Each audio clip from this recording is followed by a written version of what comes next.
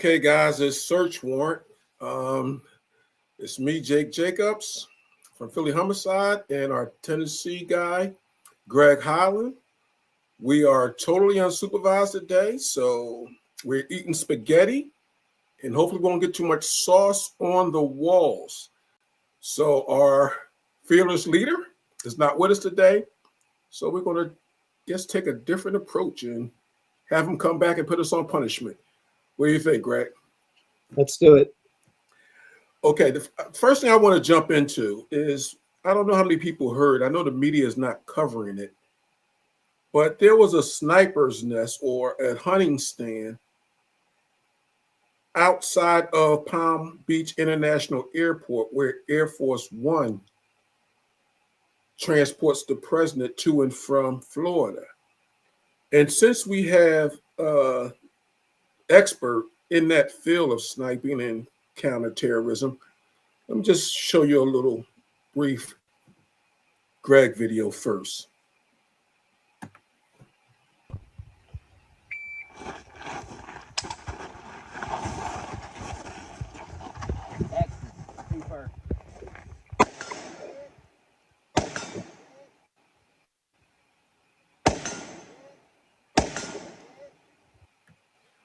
Now, I'm not a sniper, and I never did the counter surveillance stuff. Well, counter surveillance, just not counter sniper stuff. Greg, that's your field of expertise. And I think you saw at the end of the video that sniper's nest was about 500 meters away from where President Trump will be getting off Air Force One or in the area of that. How alarming is that situation to you? Well, it's pretty alarming. One is you're very kind. I do have a little bit of some experience in the background, not only with the military and law enforcement, but also I'm a bow hunter. That's what I do as a hobby on the side, plus all the shooting stuff with the competitive shooting. So for the distance, 500 meters, 500 yards are pretty much the same. They're the same distance. A meter is a little bit more than a yard, I believe. So it's a very concerning in the fact that that's a very doable shot with a rifle with optics. Very doable. A couple things I did notice about the stand is one is it had those neon green straps underneath, which you can buy them just about anywhere. I use them in my tree stands for hunting. But there's one thing that was missing in that photo is that there was no ladder. How does somebody get up into that? So it's a great area to observe from. It's elevated. Florida terrain is not real mountainous. It's pretty flat. They may have some hills here or there. So if you look at the map, I would say that it's not used for hunting. That there was it was like an industrial park, airport area. I didn't see a lot of wooded area for game to hide in, so that kind of rules that out. So it's definitely an observation platform for some reason, and what the intent was, we can only guess. And that's going to segue, that the sniping stuff and that being a precarious situation for the president of the United States. And luckily, as the Newsmax anchor stated, luckily it was located by the Secret Service. But that's going to segue into our next guest, who the last time he was on, we were talking about the Charlie Kirk assassination. And that was a sniper who got, as we now know, too close to be able to take a shot at Charlie Kirk and kill him, which is, Bill, can you bring up our next guest, Jason Goodman? Yeah, Jason did some fabulous video analysis on the last show that we had him on. That was pretty interesting. Hi guys, thanks for having me back. Thanks for coming back on, Jason. As I segue to you, I was talking about the Charlie Kirk stuff, so we can start with that.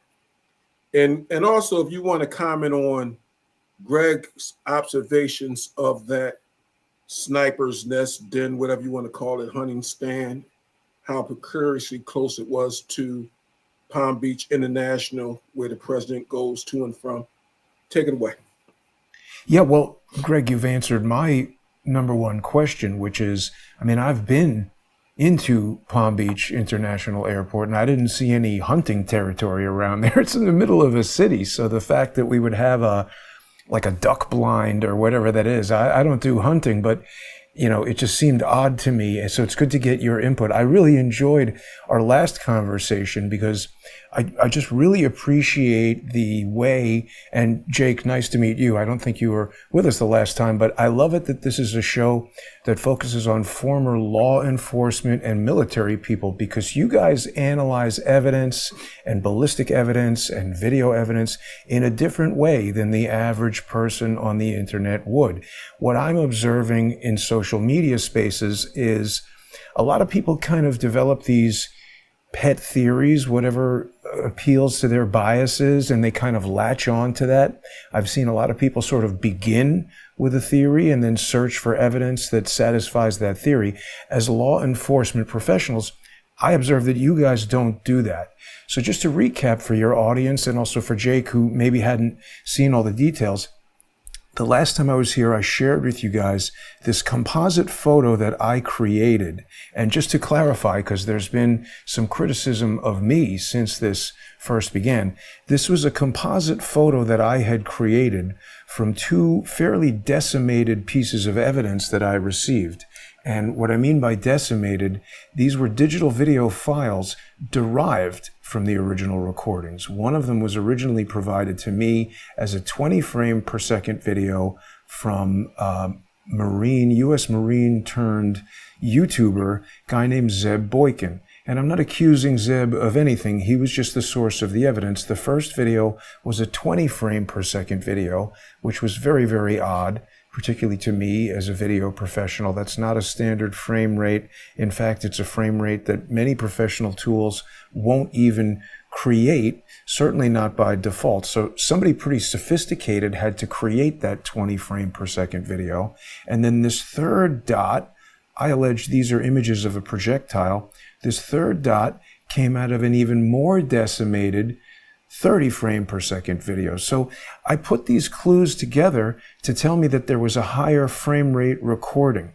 Because the other thing I noticed about these things is that they appear to be in a virtually, a trajectory towards the back of Charlie Kirk's head, where we've heard doctors, neurosurgeons, other experts say that this decorticate posture that he exhibited, where his fists were clenched and his arms went up, that indicated an injury to the red nucleus of the brain. It's a very specific type of injury. I can't criticize that or comment on it other than to just share with you what I've heard these doctors say. And there now is an emergency room nurse who's commented on my videos directly who told me, yes, that's decorticate posture, and there's another type of brain injury that would cause a different type of posture.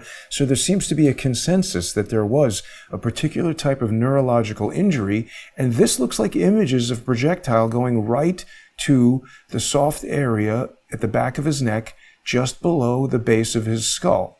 And at the subsequent frames of this video, the projectile appears to deflect downwards about 19 degrees, and in my view, it comes out the front of his neck. Now, the controversial aspect of this is that these dots, when presented in the MPEG video that everybody has seen online, they appear out of consecutive order. So many people felt that this projectile was moving away from Charlie Kirk, and that was evidence that it couldn't possibly be a projectile. Sorry, there's one more important thing about it. I noticed that they appeared virtually equidistant, which seemed really strange to me, because when I measured with this arbitrary scale here, they are pretty close to equidistant. And it's very difficult to make real-world measurements from a single two-dimensional photo like this, but we know that Charlie Kirk was 6'4" or 6'5". He's seated here, sort of slouched. We're looking at about 3 feet of Charlie Kirk right here from seat to top of his head.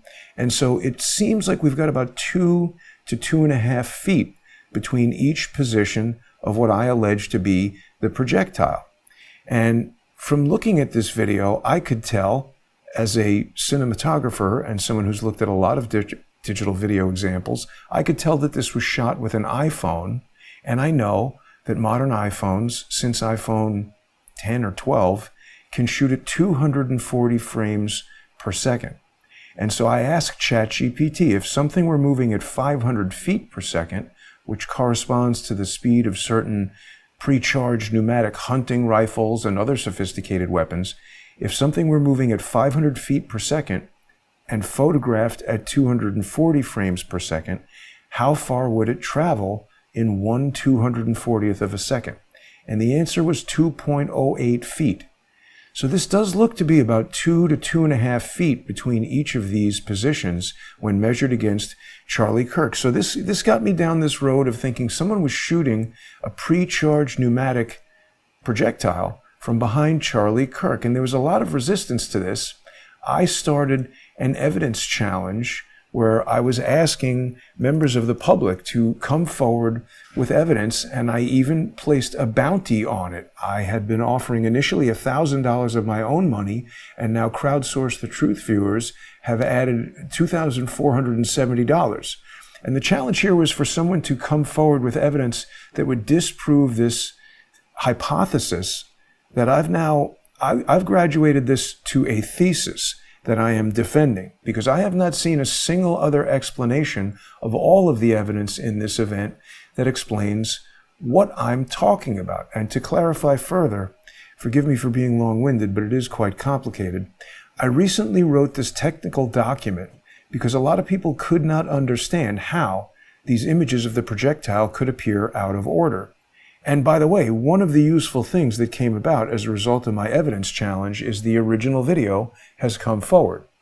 Now, it wasn't shot at 240 frames per second in the iPhone's slow motion mode, but the iPhone has another computational photography mode called Dolby Vision HDR. And this was introduced in 2020 at an Apple event called High Speed. And again, this is not some pet theory that I fell in love with that I'm trying to find evidence to fit. I saw this evidence and then went to the best source of evidence and determined that this is what it has to be. At this press event, Apple announced the Dolby Vision HDR format and explained how it utilizes the incredible processing power and high-speed throughput of the iPhone, which can process images from its sensor at 240 hertz, 240 times per second. Furthermore, this event occurred only a few short months after Dolby received this patent for high dynamic range video. Now, I realize these are a lot of esoteric concepts, but I want everybody to understand the evidence.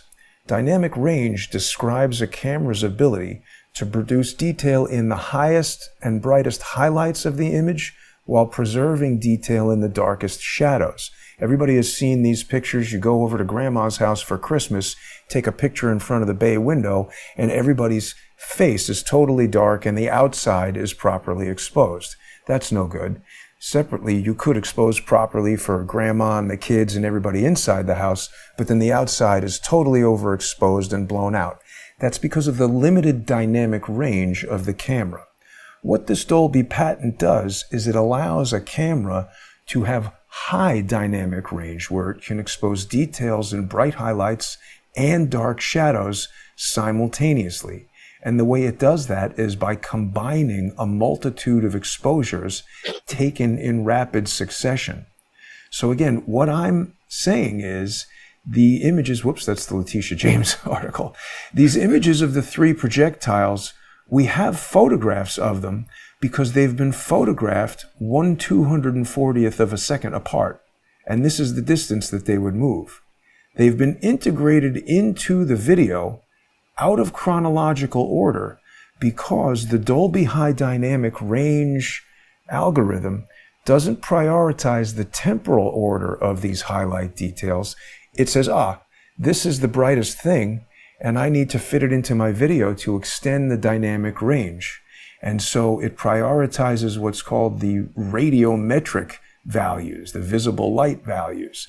And then the problem is further exacerbated by the fact that the iPhone records digital video in a motion image compression format from the motion picture experts group called the High Efficiency Video Coding H.265 codec. And this uses a different type of compression for each of the frames that has iframes, which are intra-compressed, sort of standalone frames. Then it creates P frames, which predict the motion in the image based on the previous frame. And finally, it also uses B frames, which use bi-directional prediction that look both forward and backward to try to compute the accurate motion of objects in a video. Now, under normal circumstances, this algorithm works quite well. But when we have certain unique circumstances, and when we combine it with this Dolby system, we're sort of putting the pedal to the metal. The analogy that I've used is, when I'm driving along in my modest SUV at 45 miles an hour, the brakes work great, the steering works fine, everything is fine. The car can drive 95 miles an hour, but suddenly a small adjustment of the steering or stepping on the brakes, I might get into an accident because we're really pushing the performance envelope of the device. Same thing with the iPhone. When we're using the Dolby Vision high dynamic range mode and we're photographing something moving unusually fast, like this projectile that appears in one frame over this guy's hair, which is almost completely black, in another frame over this dark shadow, which is almost completely black, and in this frame over a medium gray wall, this bidirectional motion prediction becomes confused. It's not a human. It doesn't understand that we're looking at a bullet or a gun and have an intellectual understanding that something is moving forward. It's sampling a sequence of images, and based on math and some software that somebody wrote, it's trying to guess the direction that this thing is moving in. So I have hypothesized that in this scenario, the guess worked out incorrectly, because all of the other evidence seems to indicate that this is a sequence of images of a projectile that is about to shoot Charlie Kirk in the back of the neck. And sure enough, there's a lot of other evidence that he did get shot in the back of the neck. And certainly if you guys have any questions, I don't want to run my mouth the whole time, but I'd love to show you some more of that evidence. You're doing a great job. Very, very good job. Do you still believe that it was an air gun? I do. And that was another thing that people really had a hard time believing. And to clarify the language, I've been referring to it as a PCP rifle or gun, a pre-charged pneumatic, because that is a very sophisticated type of weapon. I'm not a gun expert. I've been learning about all of this over the past month. I never heard of a PCP rifle before this happened. I just saw this dot and actually said, how fast would something have to be moving to be photographed at 240 frames per second and see it in 3 positions? It said approximately 500 feet per second. And then I went looking for guns that had that muzzle velocity, and that's where I found these PCP rifles. There are several brands that shoot large caliber, big bore PCP for hunting and other applications that are 50 caliber and even higher. And certainly at that muzzle velocity with a 50 caliber heavy grain round, you can generate 400 pound-feet of pressure, and it would certainly be lethal at close range. Now, this is another piece of evidence that's come to me very recently, again, from the original photographer. I spent a lot of time seeking out the original evidence, because if we're going to do a big investigation, we want to understand the chain of custody. And we also want to have the best sample of the evidence we can possibly have. Now, of course, I understand that I'm not a court of law. I'm not a police department. I haven't followed the same strict chain of custody rules that a murder trial would, but I'm trying to do the best I can as far as the court of public opinion goes. And I've spoken to the individual who recorded this. He presented me with the file from his phone. I interrogated the file. Sure enough, the data rate, 10.21 megabits per second, that does match the data rate that an iPhone would record at. This was another Dolby Vision HDR video. I want to step through it very carefully because I don't want to show anything that might get you a, violent content strike. But here we can see on the left, this individual was using the vertical, shooting vertically and using the telephoto lens. So we don't have a lot of space behind Charlie Kirk. We don't see a projectile in this, but what we do see is a close-up. I've blown it up 500% on the right here, and we see the moment that I allege is the moment of impact. Let me just step it back. So here we see the back of his hair. I want you to pay particular attention, gentlemen, to the back of his head right here, which is his hairline is going to become important, his scalp and just the back of his hair there. So the first frame that I think shows impact is, I'm just stepping through right there. And so we can see this rippling of the back of his hairline, which I don't see how a supersonic rifle round of any caliber coming from the front could have this, if he's shot in the neck, why do we have this very specific acute disruption at the back of his head when I allege the bullet entered right about here? I think it hits here, creates an enormous but small amount of localized air pressure that blows the shirt.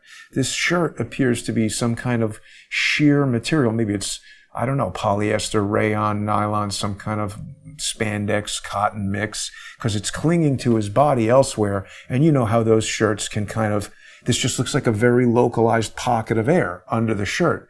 And we've got this disruption that looks like there's been an impact right here. I'm going to advance to the next frame, and we see this rippling impact, almost like a wave on his scalp. The shirt has relaxed as the air moves down.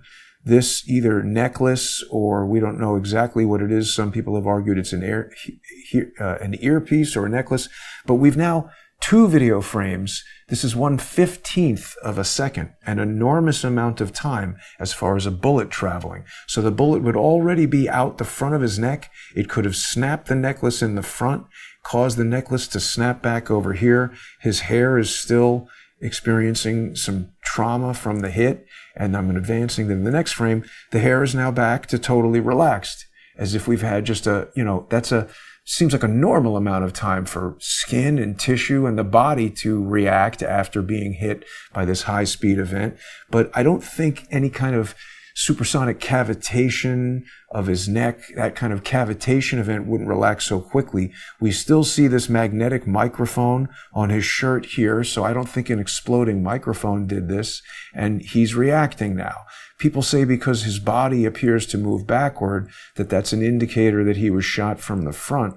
But I've looked at research that says that's only the way it works in Hollywood movies, and that bullets don't transfer momentum because they're too small and their impact is too localized. The amount of momentum needed to move a 6'5", I'm going to assume Charlie Kirk is approximately 200 pounds.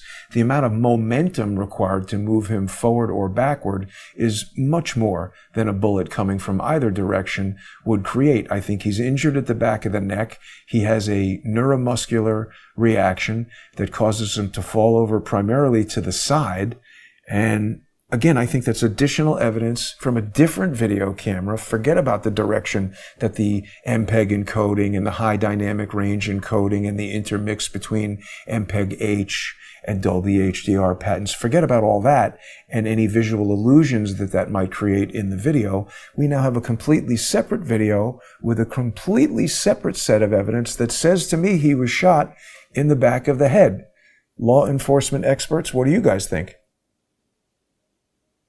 Getting back to your point, Jason, I want, including myself, why don't you explain to everyone your expertise? Because they just listened to an excellent presentation, and I want them to know who's presenting that presentation. Thank you for that, Jake.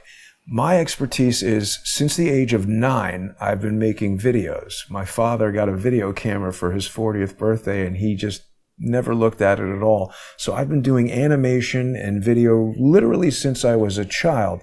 And in my professional career, I went to NYU Film School and I graduated in 1994, just as the world was transitioning from traditional photochemical processes into digital production. So I've existed on both sides of that, and I have a very good understanding of the history of motion picture technology, visual effects, digital imaging, digital video encoding. In the latter part of my career, before I became an investigative journalist, I was in Hollywood working as a visual effects cinematographer, and I specialized in stereoscopic motion pictures. So I've developed camera systems and optical systems.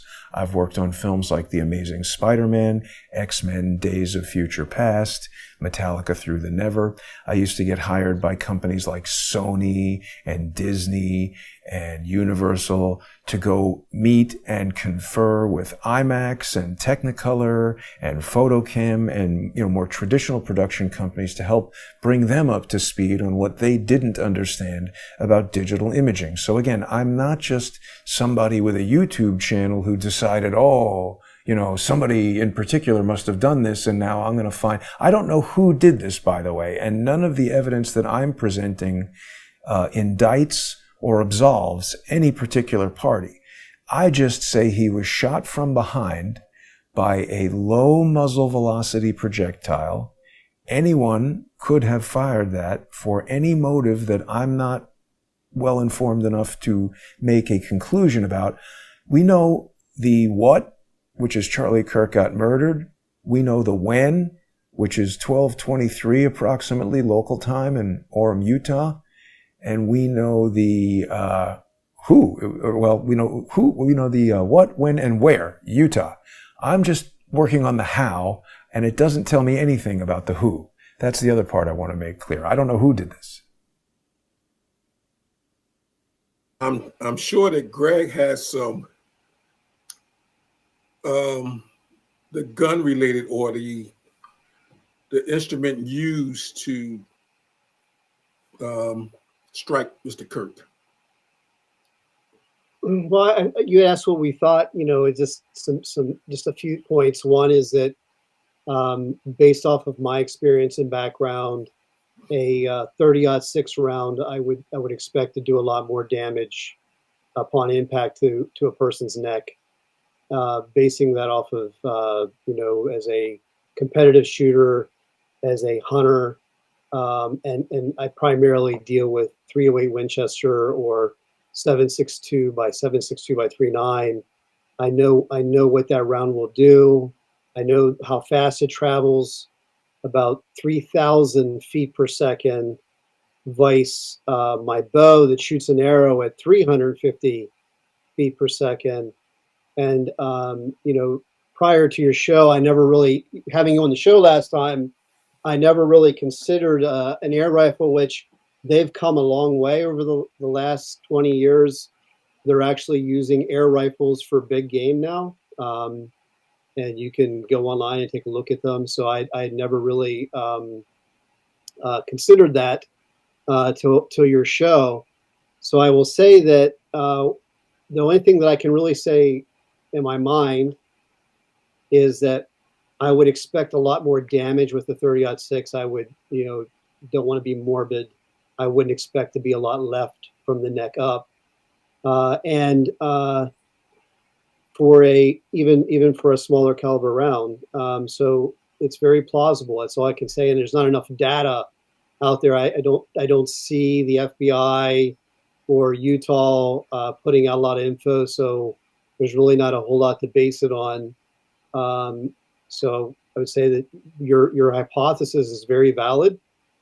And you bring up a lot of good points. I was kind of blown away by your presentation last time, and to include the drone footage that you had and the analysis with the drone footage, which was just amazing.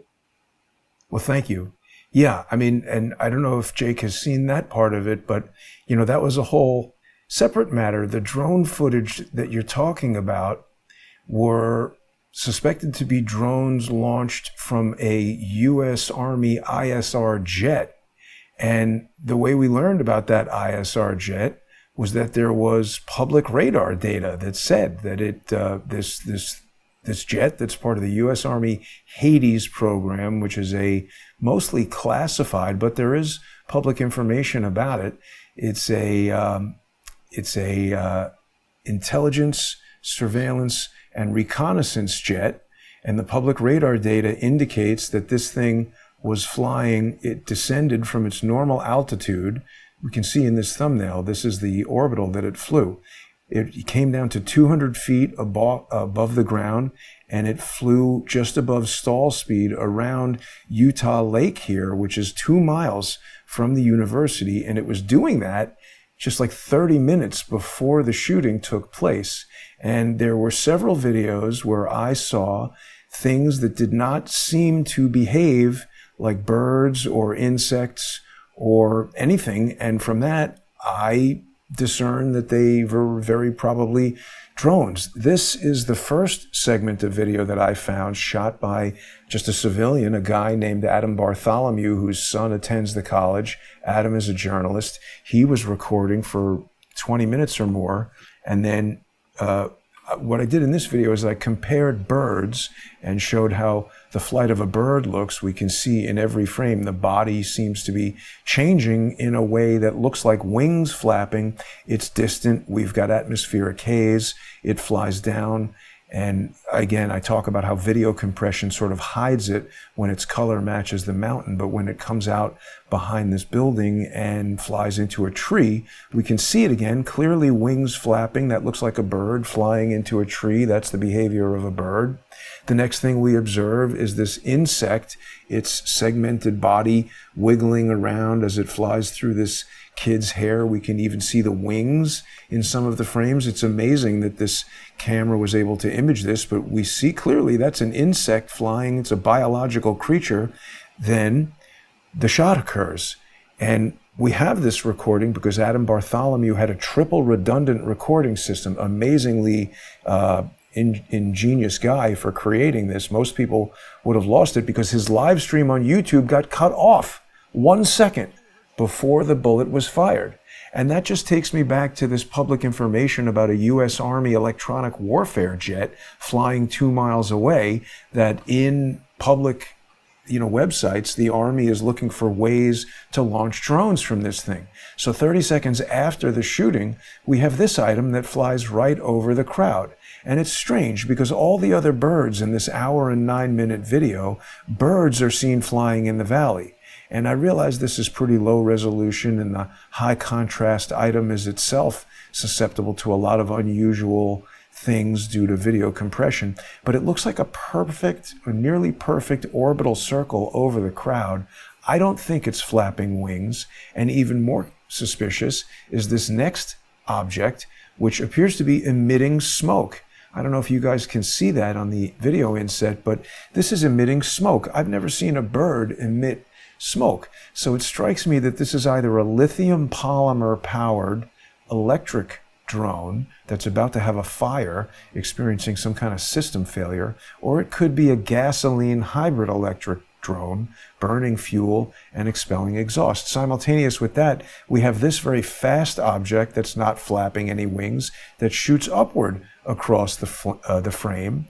And then we've also got another rigid body object that looks like a puck that shoots upward across the frame. This just doesn't seem to me to be the same as these items that we see that are sort of biological creatures flying. So it becomes very suspicious. I think these drones, ISR, intelligence, surveillance, reconnaissance, the Hades program is what this jet is part of. Hades stands for High Accuracy Detection and Exploitation System. So with high accuracy, Adam Bartholomew was detected, hey, that's an unauthorized recording. An exploit was launched, either a Bluetooth low energy or some sort of Wi-Fi interference that stopped him, what they thought, from broadcasting or recording the event. They did not anticipate his triple redundancy, which allowed him to retain the recording and see these items. But there's at least one other video that I've seen. A young lady who was live streaming on TikTok who has added, they let you put that text on there in TikTok. She says, here's me recording at, 12:22 and everything is normal. And then it cuts. And then she comes back at 12:23 with a sad face. She lost her recording as well. So it seems very probable to me from this evidence that some sort of electronic warfare was underway to prevent people from recording this incident. And then it takes me back to the very cryptic way in which the best evidence has come to me. First, it was this decimated 20-frame video, then the decimated 30-frame video. It almost seems like someone is making an effort to control the release of videos and evidence from this event. It's very suspicious. And I want to touch on this before we get into Tish James, but with the Charlie Kirk assassination and all the evidence you just clearly laid out to everyone who's listening, that you also back it up. Did you ever look into the attempted assassination of the President of the United States? Have you looked at video evidence of that, and have you developed any conclusions, or maybe not even conclusions, thoughts and theories? Definitely thoughts and theories. I try to avoid conclusions because even though I'm not an attorney, I have now spent quite a lot of time in court, mostly due to my reporting. There's a lot of unknown individuals who have come forward to sue me, to silence me, to use up my resources, to use up my money. So I've been told by lots of judges, oh, this is a conclusion, you need more evidence. And I've become more prone to stick to things that I can prove, or at least present them as evidence says X, Y, and Z. And I did look quite extensively into the assassination of the president, the attempted assassination of the president. I did some reporting on what I thought were drones there. And just when I started talking about it, billionaire founder of Anduril, Palmer Luckey, got very upset about things that I was saying about evidence that led me to believe that I was observing drones. I also did a right to know action, which is the Pennsylvania state equivalent of FOIA, to try to access some of the evidence. You guys might remember that Chuck Grassley released an after-action report that was provided to him by the Beaver County District Attorney's Office, and that after-action report contained a lot of redacted pages. When I got a response from the district attorney, they sent me an unredacted report. It had to be a mistake. They had the redacted report that was sent to Chuck Grassley, but also the original documentation that was used to create that report. So I had all of the police officers' names and phone numbers, the names and phone numbers of the federal agents who were involved, and I got the name and phone number of this guy, Rafael Eduardo Castro, who was on the police call sheet as the counter UAS operator. Now, UAS, of course, is an unmanned aerial system, unpiloted aerial system. I don't want to be sexist. It could be a transgender flying these things. We don't know. But the point is, it's a UAS, and counter UAS is obviously someone who is going against that. And this after action report, you can see all these redacted names of the police officers were revealed in the report. So again, I'm not speculating about this. This was evidence that was presented to me by accident or not from the police. And an additional piece of evidence that I found that was very suspicious in my view was when the Butler County PD released their body camera footage. This is from Butler PD body camera footage. So I did, again, one of my sophisticated video analyses of all this evidence. And what we see here is from something I created called GigaSync, where I was able to take the Right Side Broadcasting Network and their SMPTE time of day time code and marry up every video from the day, including videos that don't normally have time of day time code, like police body cams and civilian cell phones. And in this instance, we had a Butler PD officer who had both a body cam and a dash cam in his car. And the dash cam in the car recorded audio. The body cam audio was not released, but I was able to synchronize the body cam to the dash cam based on when he slammed the door and got out of the car. And from all of this together, with the gunshot recorded in the car, I was able to synchronize that to the time of day. And so what I did is I put together this little evidence study, which shows us this. at the precise instant that the first shot was fired at Donald Trump, which was 6:11 and 33 seconds, there was this flash in the window. Can you guys see that? This dot? This occupies 6 video frames, which is 1/5 of a second. That's kind of a very long time. And to me, this is a laser of some kind, whether it's a rangefinder or some sort of signaling device. I don't know the wavelength of it. I don't know specifically its purpose, but this is some wavelength of light that the CMOS sensor in the officer's body camera is sensitive to. And what you can see in the background, this huge blow up here is a video inset from this tiny window here. And what I've done is I've stabilized the video. You see the whole frame moving around because this police officer was running around in the grass in front of the building. And by stabilizing the window frame, we can see that this is clearly inside the window. It's not moving at all. When we go to this other segment of the video, which is the same police officer and his body camera, he's running past another window. And here, what we see is as he runs past, these dots move through the window because this is the reflection of headlights. And what we're seeing here is a stereoscopic phenomenon called, well, it's just an optical phenomenon called motion parallax. And as he moves past the window, the distant reflection of the headlights also moves. The officer is moving, he's running, just as he was in the first video, but we know that the first video is not a reflection of headlights because even as the officer moves, the dot, the point light in the window does not. So this is someone inside the first floor of the building operating some sort of signaling device or targeting device or range finding device that is detected by the sensor in the body cam at the precise instant that the first shot is fired at the president. I don't know what it is, but it's certainly suspicious.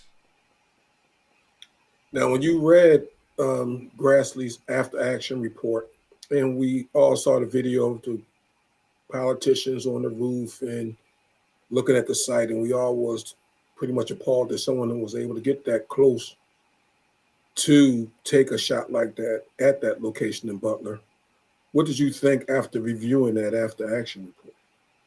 I don't think that the guy on the roof was what they told us. I think anytime there's a lot of attention on somebody on the roof and nobody talking about suspicious lasers in the first floor, the guy on the roof is the distraction. Look over here, not over here. And of course, you know, we've seen all these photos allegedly of Thomas Crooks, but we don't even know if this photo was taken on July 13th or if that is or isn't Thomas Crooks. There are 4 or 5 different people running around wearing this, skinny white guy with long hair and cargo shorts on a security camera. How many people fit that description? Pretty easy to have decoys running around. And in fact, there was even an additional police body camera video that came forward where we saw that as somebody was walking past on the roof, there's somebody else walking by almost simultaneously on the ground. This is from a police body camera video. We see a guy up here walking on the roof. There was somebody walking right past him on the ground. So, I mean, law enforcement, how does a 20-year-old kid confound 10 or 20 law enforcement officers running around a building? It's not like he's in the middle of New York City where there's 1 million people and 1 million buildings he can go into and out of. It's one building in the middle of a field in Pennsylvania. And it just strikes me as he went that away, boss. And it's 2 different, 3 different, 4 different people. That's why they couldn't track the guy down. I think there's a lot of deception that goes on in these cases.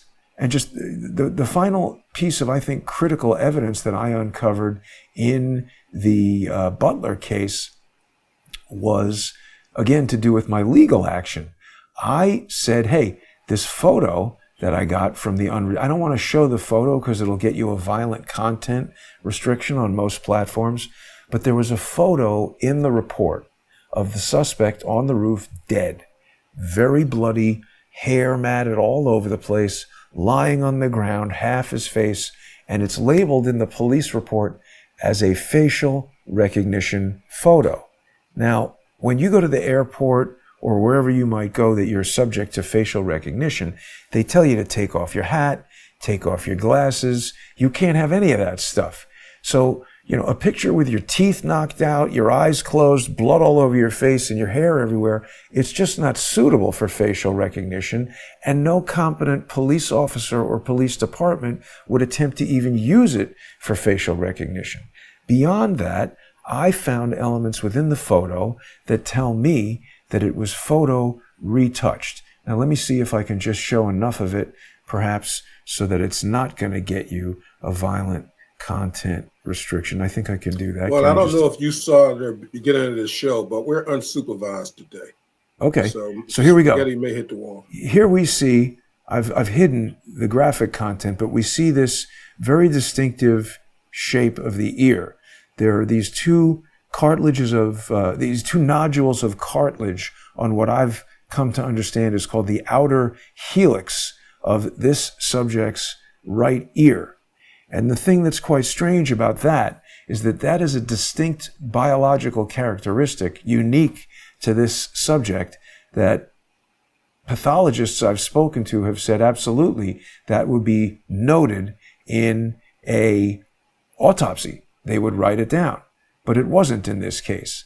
And so in these other photographs that I got from the unredacted police report, now, granted, these are low resolution. They're presented at low resolution for I don't know why, but the ear does not look to me to have those nodules. So I sued the Beaver County District Attorney and the ESU, the SWAT team, and the police officers. I now knew the name of the officer that took these photos. It's Detective Richard Gianvito, taken with his iPhone. And we see him using the iPhone and looking at the pictures in his own body camera footage that was publicly released. So I sued the police as part of this right to know action, saying, give me the original high-resolution photos, the .heic file from Detective Gianvito's phone, not these 640 by 480 low-resolution embedded in a PowerPoint pictures, the original 4,000 by 3,000 file from the iPhone, so I can check the metadata that this was photographed on July 13th at 6 whatever p.m., hasn't been altered at all. And you would think, if I were crazy, and this was a conspiracy theory, the police would say, here you go, Goodman, you idiot. Look at this evidence and go away and leave us alone. This proves you're wrong. But they didn't do that. They fought me tooth and nail. I'm still in court over this.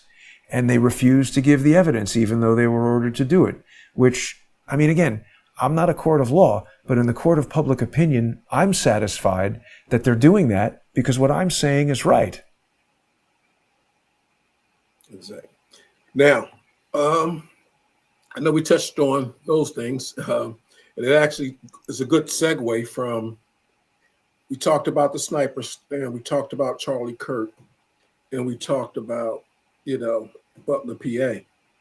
But there's another thing in the news that is attached to our president and his favorite New Yorker, well, one of his favorite New Yorkers. I'm sure he got a couple of them. Letitia James, and you have some information on, is it Letitia, Lala? I mean, Tish. what do you want to call her? Tish, right. Oh, Tish. I forgot about Tish. Wow, I forgot about that. Yeah. I call her cell block Tish James. Because she'll be CB4 pretty soon. I think so. So another thing that I've focused on in my journalism career, guys, because I think your audience is starting to get a feel that I go to the places that corporate-owned, advertiser-sponsored news will not go. Because I want to know the answers. I'm not worried about satisfying some donor or some advertiser or some political entity. I want to know the truth. And so what's happened to me over the past 9 years that I've been doing this is that when I start to cover these stories, like I said, I'm getting sued and my social media channels are getting attacked and shut down to try to prevent me from being able to earn a living and do this type of reporting.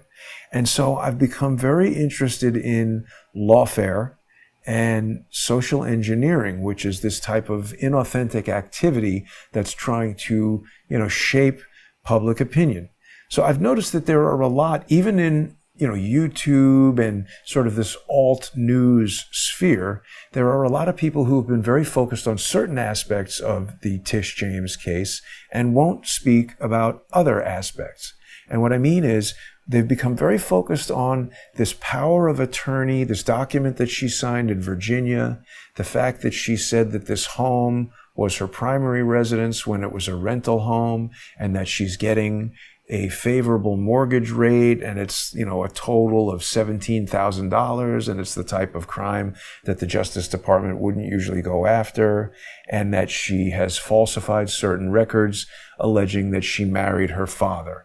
And the argument coming from her defense attorney, who's the same attorney, by the way, that Hunter Biden used, this guy Abby Lowell, who I allege, in my opinion, pure opinion, haven't proven this in court, so Abby Lowell can sue me if he wants to, but this is a statement of opinion. I think the guy is a lawfare practitioner. And when you hear these types of things, oh, this was a low-value crime, this is selective prosecution, I believe Abby Lowell is confident that he can use that defense in court, and on the basis of the fact that Tish James is a sort of publicly highly respected political figure who's been in New York politics for 3 decades, that she will be able to get off on that basis. Because the evidence that I have discovered is not just that she pretended to be married to her father, but she seems to have cooked up an elaborate scheme where she actually faked her father's death. That's why she's got the Muppet in the coffin there. She faked her father's death in 1999. And I found a lot of evidence, again, to support this hypothesis. The fraudulent mortgage, or one of them at least, is that was granted in 1983.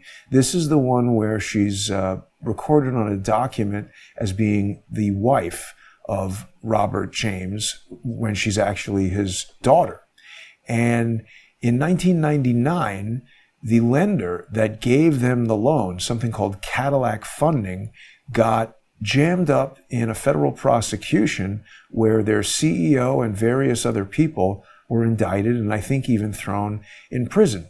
So what's interesting is Tish James, who was an attorney at this time, and I think she was either working for or about to be working for New York State Attorney General Eliot Spitzer, who people might remember, he's the smartest guy in the world, paying hookers with credit cards. I guess the guy's never heard of cash, but she's working for him eventually. And in 1999, she files pro se, meaning acting on her own behalf. She files an application to become the administrator of her father's estate. Now, the problem is, when she's acting pro se, she's also the primary beneficiary of the estate. So that's an ethical violation. It might be within the context of New York law, but it's a pretty serious ethical violation because she's supposed to have an unbiased third-party attorney who's going to be the administrator, because within that application, she waives out 5 or 6 siblings, saying some of them are mentally incompetent, some of them can't be located, others have no interest in the property, and she's doing all of this 13 years after the death of her father. No explanation why she's waited 13 years. I think the explanation is, in 1999, her father is reading the New York Times and he realizes, oh no, Cadillac Funding and all those guys I was in that scam with in 1983 are going to jail. I need to get my lawyer daughter down to the surrogates court and find a fake death certificate, and start filing probate for me so that everybody thinks I'm dead and I can't be prosecuted. Now, again, I haven't proven these things in court, but I do have documents. Nobody has explained or even asked why Tish would do this pro se application to become the administrator of the estate 13 years after his death.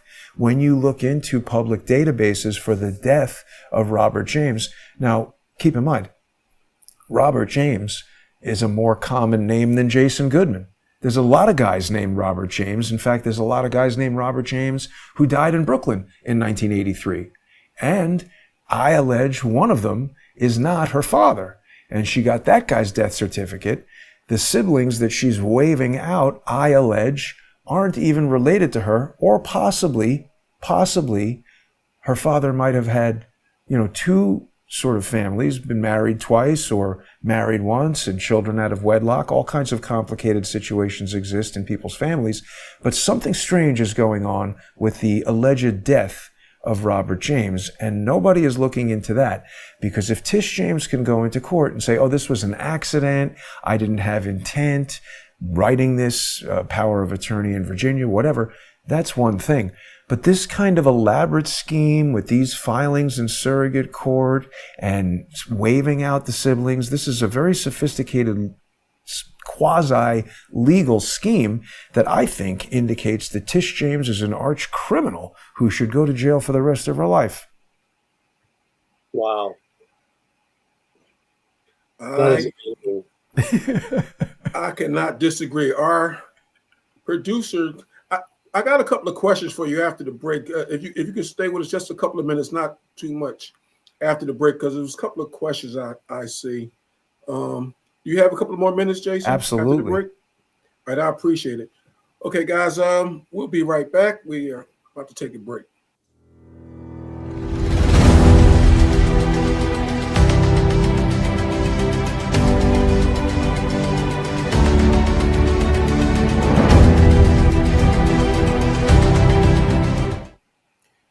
Okay, guys, we're back unsupervised. And on that note, we actually got a comment from Lindy Lou. She actually says, excellent guest to you, Jason. And Thank you. They also prefer the show unsupervised. They don't see the background. But anyway, okay, we have Greg here. Greg Highlands, our Tennessee guy. I'm Jake Jacobs, as everybody knows, Philly Homicide. And we have Crown Source expert, and who I didn't meet the last time, but has been fascinating that first hour, where I had a couple of questions in the background that I want to get to. Bill, do you have a link to Jason that you can put up? That was it. That was the website right there. That was the website right there? Yep. Crowdsourcethetruth.org. Okay. Thank you. One of the questions they were talking about China. They wanted to ask you about China drones, one of our guests early on, and I didn't get a chance to get to it.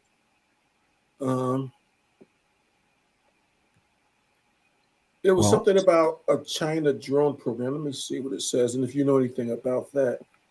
Project Dove. Haven't heard of that. Okay. I mean, China definitely makes a lot of drones. DJI is the biggest commercial drone company. And I mean, I don't know. I don't have firsthand experience with military drones. I mean, I can read about them online and stuff like that. But my own personal experience with drones, it's all been Chinese, DJI, flight controllers and all that. So, yeah, I mean, I think there's good reason to be concerned about China monopolizing these technology markets, particularly as, I mean, even we've seen from this Ukraine war that consumer drones, photography drones can easily be weaponized. I mean, a lot of people have speculated that Charlie Kirk was shot by a drone. I think Greg could probably speak to this. Having a gun mounted on a drone, I think, is a complicated thing because of the recoil and how you aim it and all that, and maintaining its composure in flight while firing a gun is difficult. But I think a small amount of explosive charge attached to a drone that flies near a person, particularly a shaped, directed kind of charge, could be deadly. You could fly it at somebody's car, fly it at somebody's head, and have it crash into them and explode and kill them. Yeah, we could spend a whole show just talking about drones. I mean, the evolution. So, I have a bunch of questions, and Jake, you tell me to stop because I don't want to take up a lot of time on it. What would be the purpose of running a drone operation at the Turning Point rally in Utah? who would do that for one? Who are the possibilities? Government agencies, private contractors. And obviously it wasn't to protect Charlie Kirk, because they sure as hell didn't do that. So what would be the alternate reasons to have something like that going on? Well, I mean, the evidence that I see is that there's two things. We either believe that a 22-year-old kid was in love with a furry, so he climbed up on the roof and shot Charlie Kirk with a hunting rifle round that should have exploded his head, or we believe something else happened.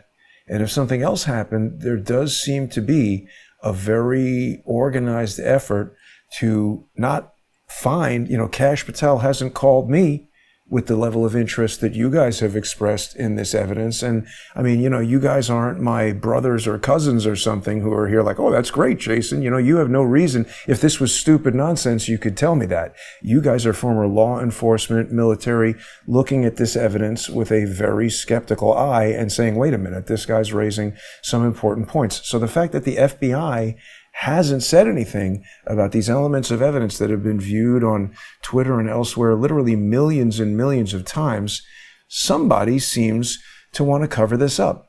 And to go further to the point of your question, Greg, if this U.S. Army jet has the ability to launch drones, which there was an article in 2024 saying the U.S. Army is having like a request for a proposal for these launched effects, and they want to launch and retrieve drones from this very Bombardier Global 6500 Hades ISR aircraft. I think that what they would do is they would launch a drone swarm that creates essentially an ad hoc mesh network. If you had an assassination squad, you're not communicating on AT&T or Verizon at some event where 3,000 college students are clogging up the mobile data network. You're going to fly in a mesh network that's going to fly around and create a secure, unpenetrable communications network so that your radio communications, you're synchronized. To be clear, I'm not saying that there wasn't a supersonic rifle shot. That's been recorded. And people who are measuring the crack thump distances and things like that, there was a supersonic rifle shot from one of the roofs over there. And I allege that was done to distract the crowd, to throw off the internet sleuths. I mean, we're not 1963 where it's just Abraham Zapruder standing there with 8mm film. Whoever is doing this knows there are sophisticated investigators out there, former law enforcement, people like me who have unique skills to analyze all of this evidence. They're going to want to bake into the cake deceptive evidence to throw you off the scent. So I think the purpose of a drone swarm at this event would be to jam and block unauthorized recordings or broadcasts of it so they could put out the information that they want to put out to deceive people, and to create a secure communications network between multiple operatives who were executing the assassination. And I heard that very clearly. Multiple operatives. So we're not going on this lone gun 30-06, as Lindy Lou just pointed out, theory. We're pointing at, and for people who know, what, while Charlie Kirk, or during the Charlie Kirk assassination, we were live, and we were very careful with what we were putting out, rather information. And our next guest, who's coming up along with Megan Heaton and Sean Connolly, Glenn Fogarty was on the phone with people.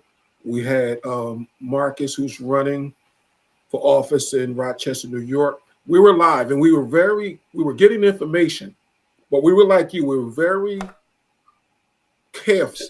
Yeah.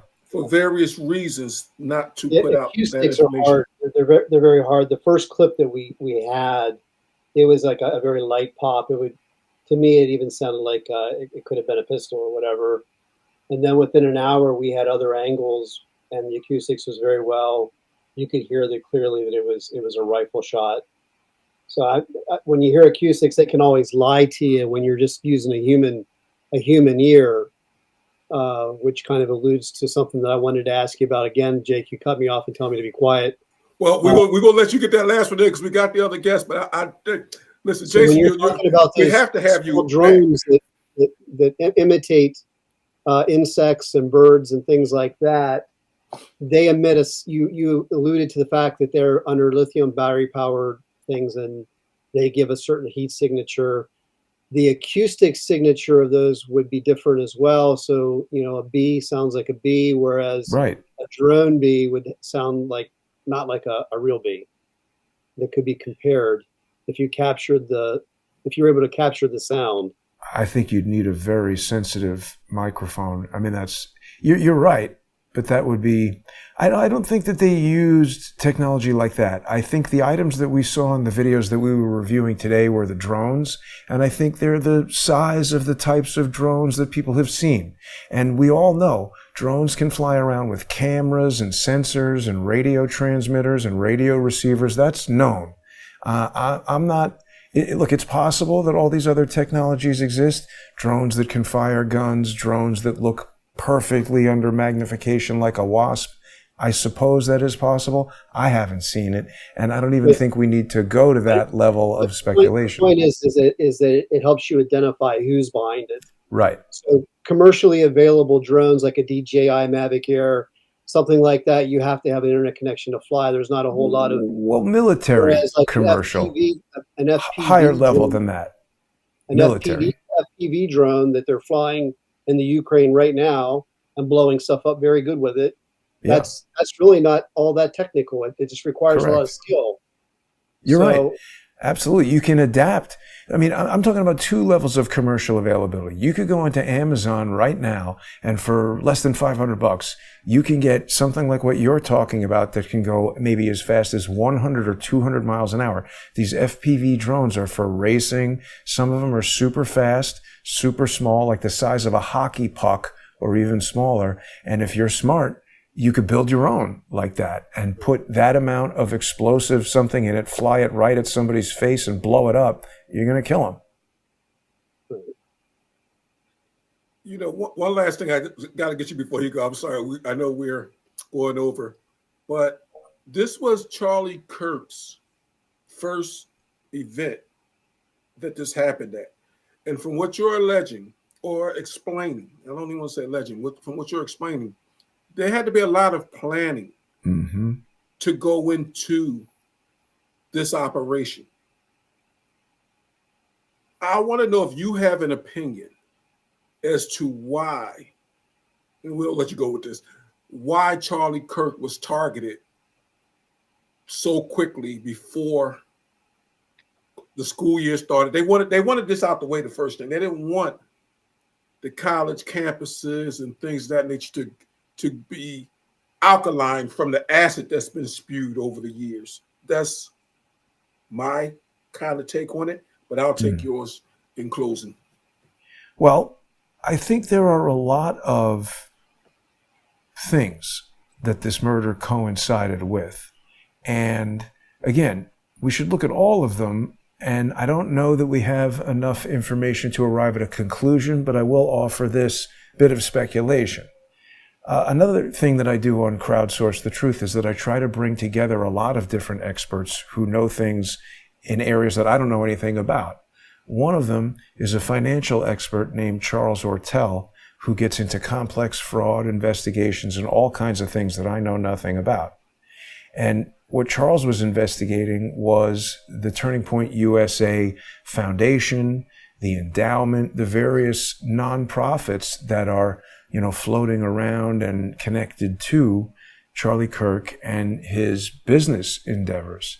And he noticed literally millions of dollars going to very suspicious entities that weren't properly reported in the public filings. And when we pull on that thread, if there are, I'm not going to look at someone who has no evidence of any kind of criminal history or background or involvement and say, oh, that person must have done it for this particular reason.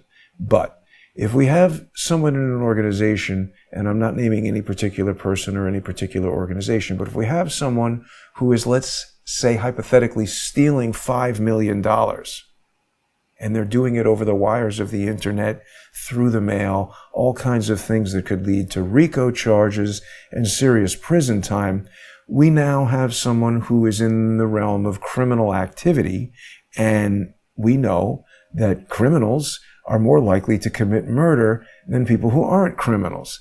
And something that was brought to my attention, again, in the sphere of evidence, was a letter, an email that Charlie Kirk had sent, organization-wide on September 2nd, where he's introducing his executives or his key people, whatever it was, to this new, I think it was a CFO or a COO, some financial person who Charlie was announcing was going to do an organization-wide audit and a Doge-style, reworking of the finances to make the organization more efficient. Now, I think it would have taken more than 8 days to plan what we're talking about. But again, if Charlie was bringing in that person to do that, it's also reasonable to presume that his idea to do this type of audit would have existed for more than 8 days. I'm just saying, I see that piece of evidence on September 2nd saying he's going to audit the financial aspects of the organization. I see evidence that suspicious people could be laundering or stealing millions of dollars, that those people might have been put in jail for the rest of their lives. And I see these things as being motives for potential murder. So we also have to consider, people have seen these hand signals or allegedly hand signals from the security people. You guys are in law enforcement. I don't know if you've ever dealt with executive protection, but if you're protecting a guy and a gun goes off, don't you draw your weapon and look around for where the gunfire is coming from?